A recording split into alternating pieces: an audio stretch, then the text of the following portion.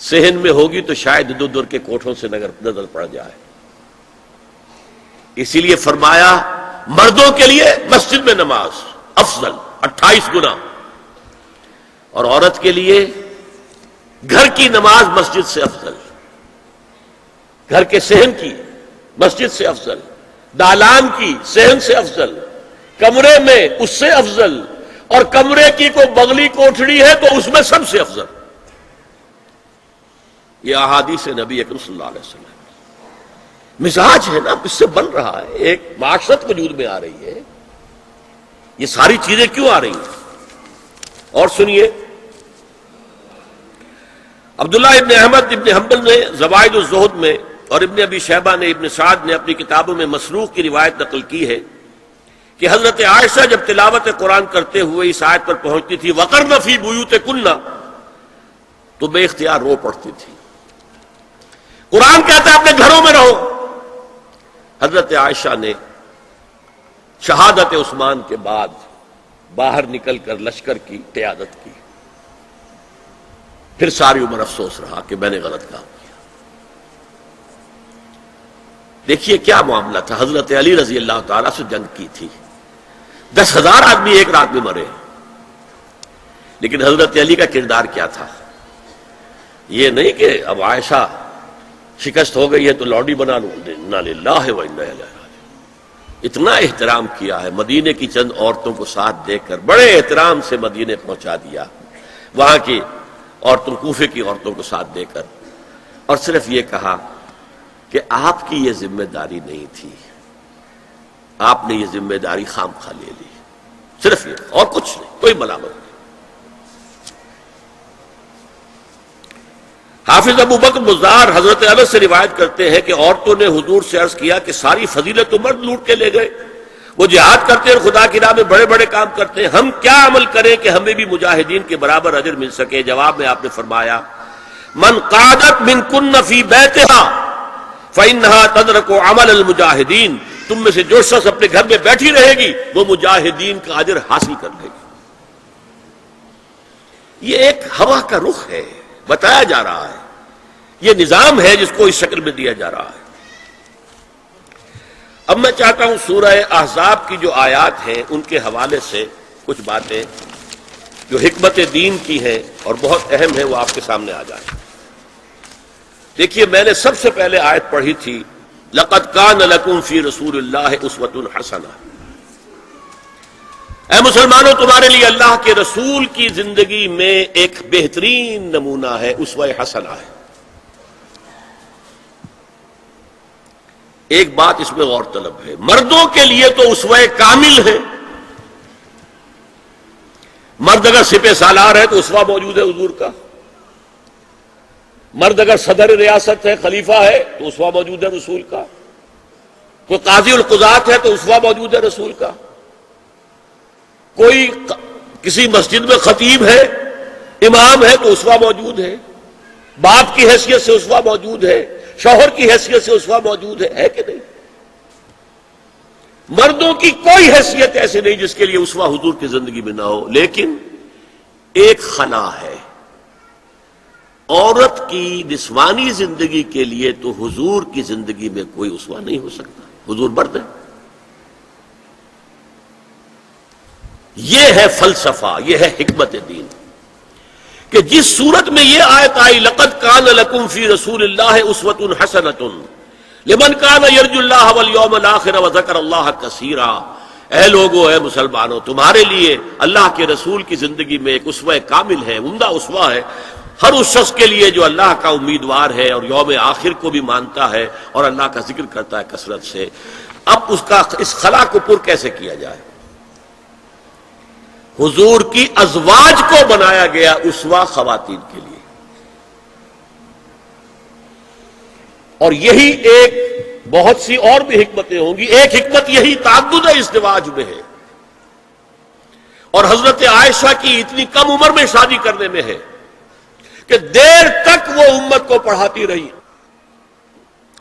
شوہر اور بیوی کے درمیان خالص پرائیویٹ معاملات کے اندر بھی ہدایت دیتی رہی. آخر وہ بھی انسان کی ضرورت ہے کہ نہیں؟ آپ کو معلوم ہے ایک مرتبہ بعض صحابہ نے آ کر کہا حضور یہ یہودی جو ہے ہم پر طنز کرتے ہیں کہ تمہارے نبی تمہیں بڑی چھوٹی چھوٹی باتوں کا حکم دیتے ہیں. آپ نے فرمایا کہ ہاں ہمارے نبی نے تو ہمیں استنجا کرنا بھی سکھایا. بجائے کسی کمپلیکس کے انفیریورٹی کے سپیریورٹی کی بات کرو. استنجا ضروری شے نہیں ہے, گندگی سے نجات پانا ضروری شے نہیں ہے, طہارت ضروری شے نہیں ہے. ہمارے نبی نے تو استنجا کرنا بھی سکھایا. تو تعلق زن و شو کون بتائے گا؟ حضور بتائیں گے کسی کو؟ ازواج کو ضرورت ہوتی ہے. بڑا مسئلہ ہے, روزے میں کہاں تک جا سکتا ہے انسان؟ آخر کون بتائے گا؟ ازواج مطہرات نے بتایا. تو اسوہ بنانے کے لیے دیکھیے یہ آیات آئی ہیں. یہ 3 آیتیں سورہ احزاب کی یوں سمجھیے کہ نچوڑ ہے اس مسئلے میں. یا نساء النبی لستن کاحد من النساء, اے نبی کی بیویوں تم عام عورتوں کے مانند نہیں ہو. تو کیا وہ عورتیں نہیں تھیں؟ عورتیں تو تھیں. کیا ان کے احساسات عورتوں والے نہیں تھے؟ وہ تو تھے. کیا بات ہے؟ تم نبی کی بیویاں ہو, تمہیں اسوہ بننا ہے. ان اتقیتن فلا تخضعن بالقول, اگر تمہیں واقعی اللہ کا تقوی اور خوف ہے تو کسی اجنبی سے اگر بات کرنے کی ضرورت پیش آ جائے تو اپنی آواز میں لوچ مت پیدا کرو.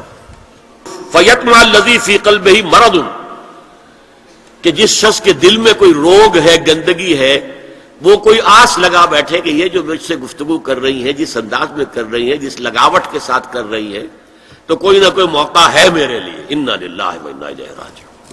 کڑک آواز میں بات کرو. وقلن قولا معروفا, اور معروف بات کہو صرف, اس سے آگے بڑھنے کی کوئی ضرورت نہیں. وقرن فی بیوتکن ولا تبرجن تبرج الجاہلیۃ الاولی, اور قرار پکڑو اپنے گھروں میں, وقار کے ساتھ رہو اپنے گھروں میں. تمہاری اصل جگہ گھر ہے, باہر نکلنا تمہارا کام نہیں ہے. ہاں ضرورت ہو سکتی ہے, اس کا بعد میں ذکر آ جائے گا, لیکن فلسفہ کیا ہے؟ عورت کی اصل جگہ اس کا گھر ہے.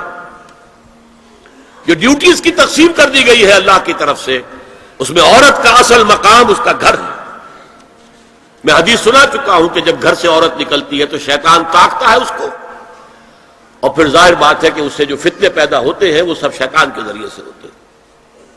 ولا تبرجن تبرج الجاہلیۃ الاولی, اور جو جاہلیت تھی اسلام کے آنے سے پہلے کا جو دور تھا, اس میں جس طرح تم بند سنور کر اور لوگوں کی نگاہوں میں آنے کے لیے نکلتی تھی, اب وہ طریقہ اختیار نہ کرو. دیکھیے یہ بھی ایک بڑا نفسیاتی نکتہ ہے. مرد کے اندر قوت ہے, وہ اپنی قوت کا ظہور چاہتا ہے. کبھی جی چاہتا ہے دیوار کو کندھا دے مارے, راستہ چلتے کسی کو لگا کندھا. قوت ظہور چاہتی ہے. عورت کے پاس سب سے بڑا سرمایہ اس کا نسوانی حسن ہے. جسمانی طاقت تو نہیں ہے نا, اس کے اندر ایک ارج ہے کہ اپنے آپ کو ظاہر کرے. اس کا نام تبرج. بروج کہتے تھے ان برجیوں کو کہ جو فصیلوں کے اوپر ہوتی تھی, اور ظاہر بات ہے دور سے مسافر آ رہا تو پہلے تو برجی نظر آتی تھی نا, تو نگاہوں میں آنا, نگاہوں میں کھپنا, یہ تبرج ہے. تو تم جس طرح پہلے بناؤ سگھار کر کے نکلا کرتی تھی, اور تبرج الجاہلیہ اب وہ چھوڑ دو.